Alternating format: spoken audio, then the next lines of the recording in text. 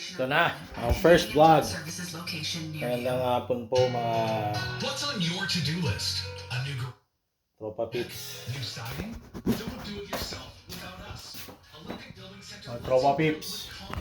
Ito, nagawa ko ng, Life-size displays for inspiration. basement namin. Helpful advice from your Olympic Nagsimula ako nito this year, yourself. around March. Be on your And ito na po ang improvement. Nakagawa na ako ng kitchen. Nakapag-install na ako ng washroom. Tapos nakapag-install na ako ng mga drywall and electrical and plumbing.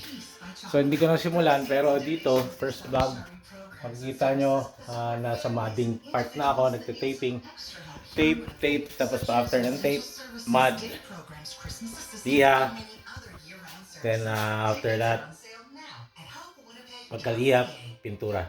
Then sunod na yung flooring. Ayun na, sunod na. So ngayon nandito ako magte-taping. Pero medyo kapos ang aking hagdanan. So kailangan ko yata bumili ng mataas-taas na hagdanan. Yeah, mataas na hagdanan ang kailangan. Medyo mataas-taas yun, ceiling na yun. So nagte-taping ako. Hindi kaya ng hagdanan ko. 2-step lang tong, dalawang hakbang lang tong hagdanan ko. Ever since. So ito,